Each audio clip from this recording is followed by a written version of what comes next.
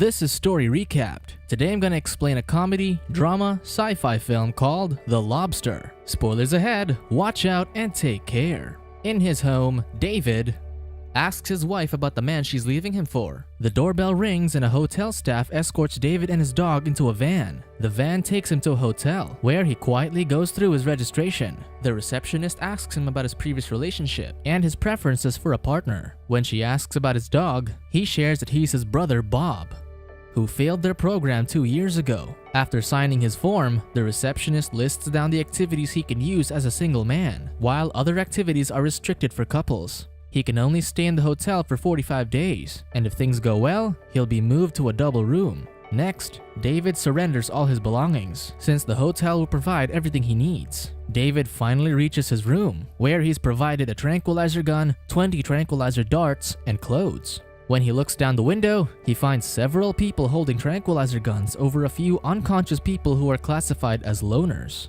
Later, the hotel manager visits David and assures him that turning into an animal shouldn't upset him. According to her, being an animal is a second chance at finding a partner, as long as his partner is a similar animal as he would be. She then asks him what animal he'd like to be if he failed, and he decided to be a lobster because they live long and stay fertile throughout their lives. He adds that he enjoys the sea as well. The hotel manager admires this, since most people choose to be dogs, so most other animals are endangered. While the staff handcuffs David and locks his belt, the hotel manager adds that the exercise is to show people how life is easier when there's two of something. With one hand cuffed to his back, David finds it difficult to prepare for bed that evening. The next day, the alarm alerts him that he has 44 days left. David heads to the dining hall, where all guests have breakfast at individual tables. He studies the female guests, noting one woman who often gets a nosebleed, while the woman next to her is her best friend. Another woman is fond of biscuits, and he learns the woman behind him is heartless.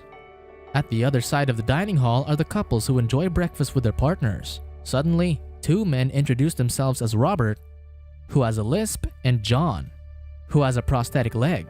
They invite him for a walk, and David accepts. The trio heads outside and enjoys the view of the ocean. Robert is confident that he'll be on one of the yachts they're watching, where the hotel sends new couples near the end of their program. Later, the hotel manager holds an event to allow the new guests to introduce themselves. On stage, John recounts how his father left his mother for another woman. His mother got turned into a wolf after not finding a new partner. She's now in the zoo where John often visits, though he can't tell which wolf she is. One day, he entered the enclosure to hug his mother, but the wolves attacked him. He guessed that one of the wolves who didn't attack him was his mother. The attack is what led him to losing his leg. John's wife recently passed away, thus he's in the hotel for a new partner. Afterward, the hotel holds a formal dinner to allow the single guests to mingle. The biscuits woman tries to sit next to the heartless woman, but doesn't get a response from her. She heads to the other end of the table and meets the nosebleed woman and her friend. They comment that the heartless woman is the women's record holder for most captives taken.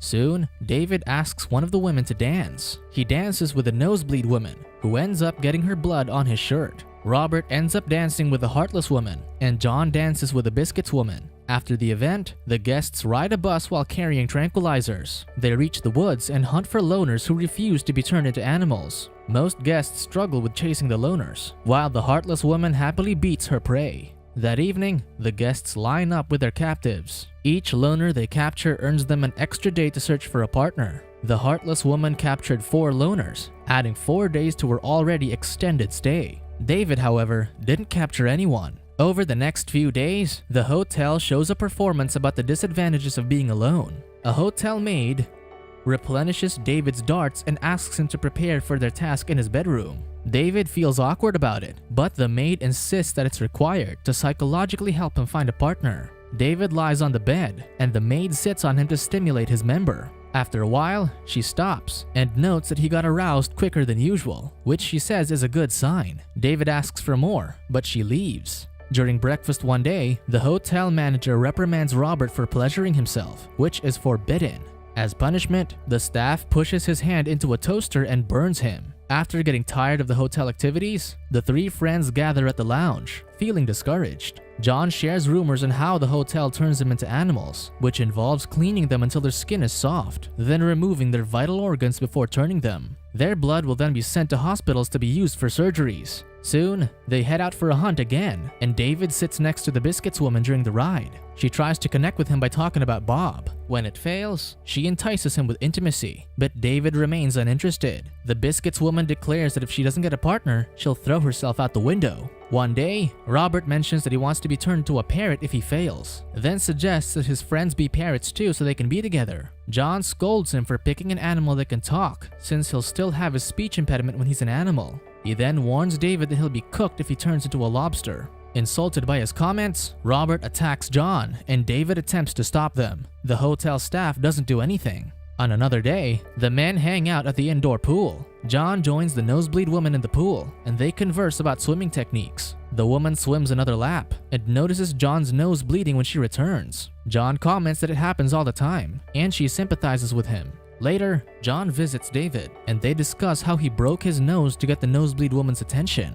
John points out that forcing a nosebleed from time to time is better than turning into an animal and being eaten by a bigger one. Soon, John and Nosebleed Woman are announced as a couple. The manager notes that their relationship will be monitored, and if they experience problems, they'll be assigned children, which often helps. With 7 days left, David hangs out at the indoor pool and compliments the Nosebleed Woman's friend. They talk about their hair, but it remains casual. Days later, the hotel manager talks to the friend on her last day. She advises her to spend the last day doing something she won't be able to do once she's an animal. The Nosebleed Woman reads a letter for her friend, recounting their youth and how their friendship gave her strength. She admits to being jealous of her attractiveness, but promises that she'll always think of her as her best friend. Suddenly, her friend slaps her, then requests to watch a movie alone. The next day, the friend gets turned into a horse. David watches the Nosebleed Woman bid her friend goodbye, while ignoring the Biscuit Woman's call. As he's playing golf, David concludes that it's more difficult to pretend to have feelings than hide them.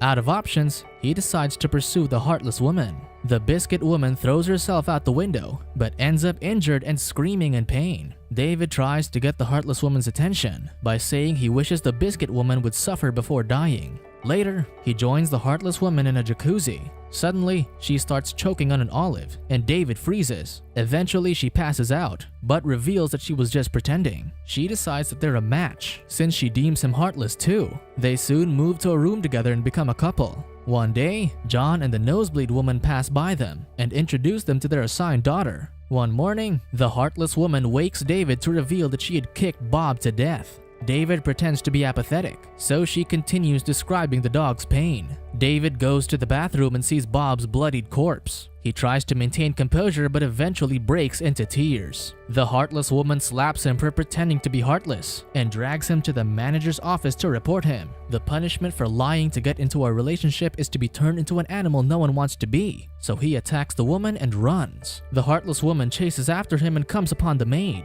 When the Heartless Woman runs past her, the maid prompts David, who was hiding in a room, to shoot her with a tranquilizer. He and the maid carry the Heartless Woman to the transformation room. To ensure that the maid won't be suspected of assisting him, David shoots her as well. After turning the Heartless Woman into an animal, David runs to the woods. He starts a new life where he finally realizes the pain of being alone, without anyone to help him. He sleeps in the woods and is eventually found by the other escaped loners. The leader welcomes him to their group, but tells him that any romantic or physical relationships are forbidden. When he meets a loner with a bandaged mouth, he learns that he and another loner were punished for flirting. The leader trains them how to hide and move in the woods. During the training, David catches the attention of the short-sighted woman. Suddenly, a loner gets caught in a bear trap. The others stand idly by as the leader commands him to learn how to free himself. When he fails, the leader commands the group to move. She tells the trapped loner to find them if he manages to free himself, but if he bleeds too much, he should head straight to his grave, which he'd already dug up. Meanwhile, the hotel staff waits by the road after sending guests to hunt in the woods. The maid excuses herself to the woods to harvest truffles, but instead smokes alone. Eventually, Robert corners David and insults him for what he did to the Heartless Woman. David justifies that she killed his brother, adding that he'd have done the same if she harmed Robert, since he considers him his best friend. Robert comments that he spent more time with John, who's already heading to the yacht for the last stage of his relationship trial. Robert wonders if David could return if he explained what the Heartless Woman did, but David is satisfied being free to do what he wants. Since he only has 2 days left, Robert intends to shoot David, but David argues that an extra day won't make a difference. Suddenly, the short-sighted woman stabs Robert in the leg, allowing David to grab his gun and shoot him with a tranquilizer. The short-sighted woman tells him to keep what happened a secret and bring her a rabbit to repay her. When she leaves, David takes Robert's clothes and gun and leaves him. The leader secretly meets with the maid, who's brought her a gun and keys to the double rooms in the hotel. The maid advises her to proceed the next day, while the guests are tired from dancing and most staff are away. However, the maid claims that this will be her last mission, since she can't stand her husband.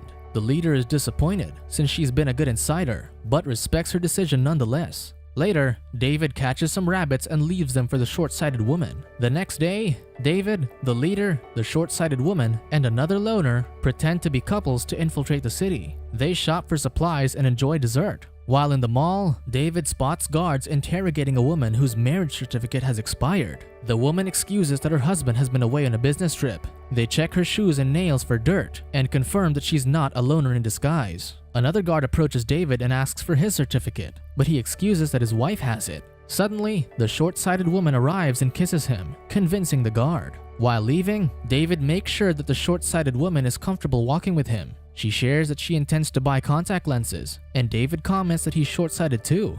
Afterward, they visit their leader's parents, who believe that she's working at a big company with the rest. The next day, they're back in the woods where David and the short-sighted woman share stories about their bad eyesight. By nightfall, the loners infiltrate the hotel. David heads to the yacht, while the leader holds the hotel manager and her husband at gunpoint. John has an awkward dinner with his new family when David barges in and reveals to the nosebleed woman that John had been faking his nosebleeds. His family, however, doesn't believe him. The daughter grabs a knife and tells her mother to kill David, but John throws him out. Meanwhile, the leader interrogates the husband if he loves the hotel manager, and he is confident that he does. She then wonders which of them will be able to live better without the other. Suddenly, the husband claims that he can live on his own, since his wife always leaves to manage the hotel anyway. The leader then hands him the gun and forces him to shoot his wife. Slowly, he aims and pulls the trigger, but finds the gun blank. Satisfied, the loners leave. In the woods, the loners and the maid celebrate by playing their music on headphones and dancing alone. David walks in, and the leader reminds him to dig his grave because no one else will do it for him. The next day, David watches the short-sighted woman receive rabbits from someone else, while the maid recounts how she killed her husband to escape. He then approaches the woman and tells her that he will bring her more if she needs more rabbits. David insists on doing a synchronization exercise with her, where they separately play music simultaneously. They secretly dance together and share a kiss. To keep their relationship a secret, they develop a code of gestures to communicate. When they're visiting the leader's parents, David and the short-sighted woman secretly enjoy being affectionate to each other, but their leader notices and separates them. Eventually, the couple plot to escape during a hunt so the loners would think they'd been captured. However, the maid finds the short-sighted woman's journal and reveals everything to their leader. The leader meets with David in a private spot and tells him to dig his grave. After digging, she orders him to cover himself with soil. Fearfully, David does as he's told. One day, the leader and the maid take the short-sighted woman to an ophthalmologist so she can have her eyes corrected. The woman hesitates at the sudden decision, but the leader insists that it's better to see clearly. After the operation, however, the woman finds herself blind. In the woods, the woman demands to know why she was blinded, but the leader denies doing it on purpose. The woman retaliates, and the leader uses the maid as a shield, getting her stabbed. Unable to get around alone, the leader forces her to realize that she can't be by herself anymore. Soon, David reunites with the short-sighted woman, and she reveals that their leader blinded her. Over the next few days, David tries to help her cope and adapt. They also try to find something else in common, but their interactions become awkward. After avoiding her for days, David proposes an idea to the woman. The next day, David ambushes the leader and puts her in the grave he dug up. There, he leaves her tied up while wild dogs surround her. David and the short-sighted woman walk back to the city and head to a restaurant. David asks for a steak knife, and the woman assures him that his other senses will heighten afterward. David heads to the restroom, where he hesitantly prepares to blind himself with a knife, while the woman patiently waits for him at their table. Subscribe to watch more videos like this. Turn on notifications. And leave a like, it really helps the channel out. Thank you for watching.